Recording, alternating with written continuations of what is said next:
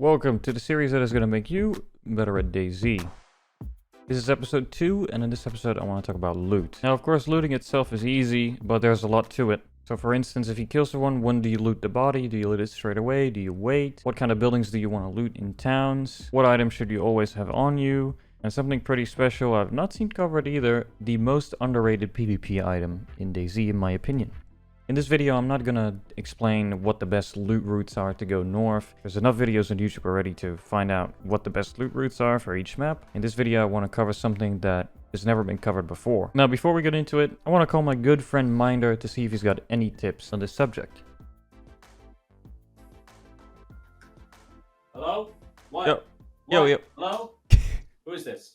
Can you come to your PC? I got a question, man. Yeah, hang on. Just my dog is chewing on one of my cables. Hang on. Yo. Sorry, dude. Okay, what's up? What do you want? That's alright, man. Yeah, I'm recording a video about like how to loot, and since you got so many hours in DayZ, I was wondering if you have any tips about, loot and all that. Tips for loot? Yeah. I mean, there's really only one best way to be the best looter in DayZ possible. And it's really, not a lot of people have figured this out, but I got this dialed down, okay? So what you do, you rent a server box and then you get your own DayZ server. You set it up.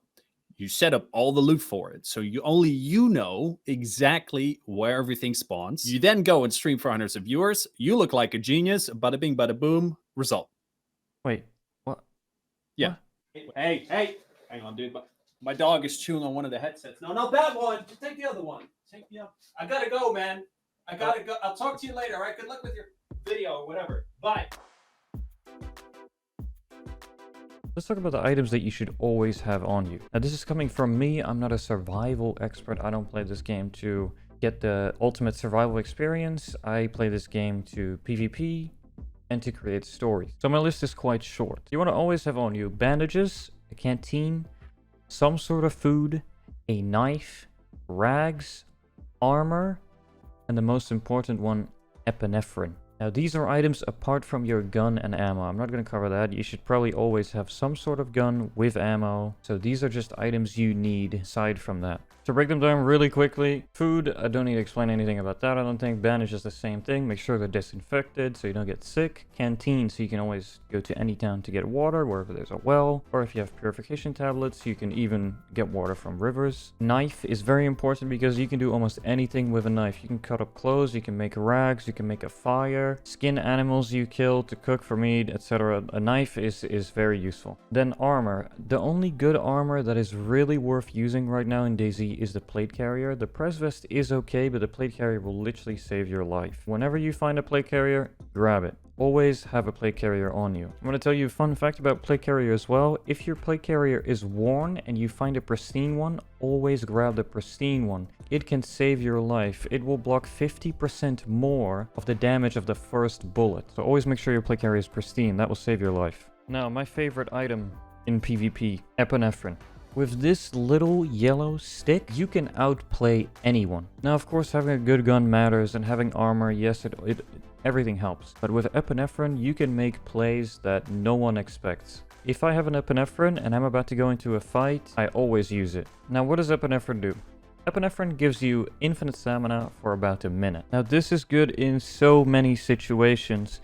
To chase someone down, to get away from a situation, to flank quickly, to not simply run out of stamina. When you're fully geared and you have a plate carrier with M4, Winchester, maybe a backpack, some items, your stamina is going to be so low. If you simply inject an epinephrine, it changes your whole world. You know that feeling when you're mid-gunfight, fighting with someone, and you're out of stamina, trying to get to cover, and you're simply jogging away? All that stuff you can avoid with epinephrine. So yeah, if you want to do something unexpected, if you want to take your gameplay to the next level, use epinephrine.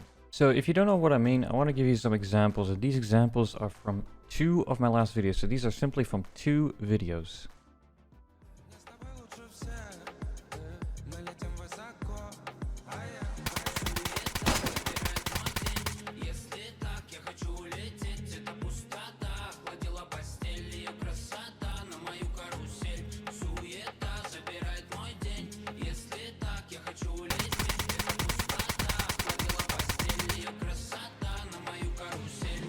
Better kill that guy and pick me up, you motherfucker. He's dead. He's dead. Holy He's dead. He's shit. dead. He's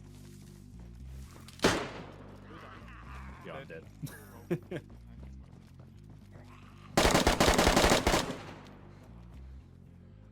Come with me, come with me.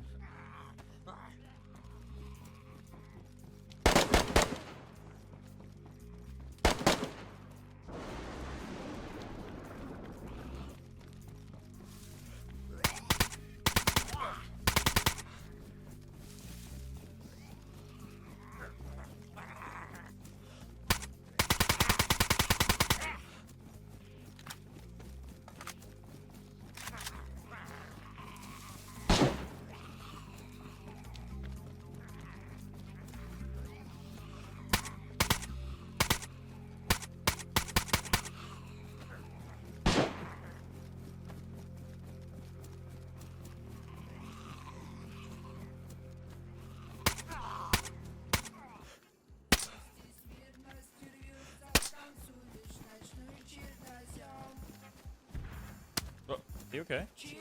Heard shot? That's a landmine. I'm dead. You're dead? No. That was the gas station. I just You're shot not. it. There's a guy. Pink armband. Where? Shed, orange brick.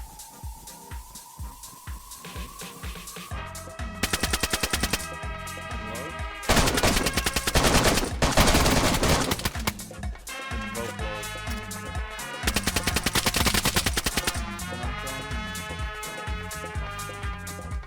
Other guys in the main street. There's a guy coming in. Yeah, yeah.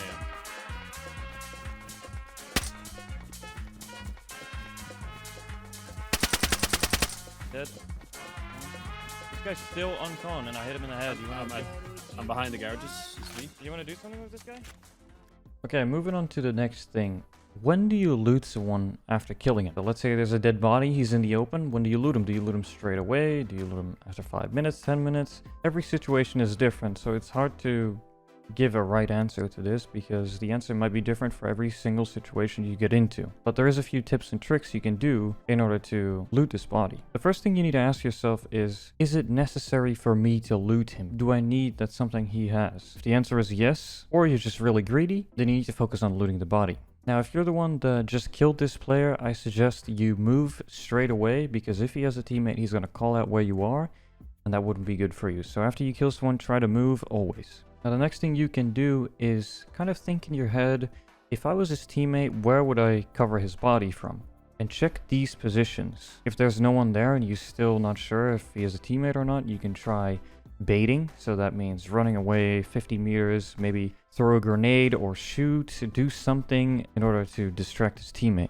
Another thing you can do as well is inject an epinephrine if you have one and pretend to run up to the body to loot him. Now this could be risky, but someone might shoot at you, and if that's the case, just run away and try and find this guy. The epinephrine might save your life. Now another tip I have is if you're already looting this person but you still don't know if it's safe and you see a lot of gear, for instance like mags and ammo that you need in his vest, just grab his vest in your hands and run away and then sort the gear somewhere safe. Another small tip as well is that for the people who watch my streams, you probably know that if I can drop my backpack, I will always drop my backpack. I won't carry one if I don't need to because it removes a little bit of sound. When someone is walking around you fully geared, they have like an extra clunkiness in their sound. Mostly it won't matter too much, but I use this to remove that sound and play a little psychological game that my hitbox is smaller and sometimes I am actually harder to hit, and it might not work, but yeah, I do it. Anyways guys, thank you for watching this video. This was episode 2 of my how-to series. If you haven't watched the first episode, go check it out. It'll be linked somewhere right now.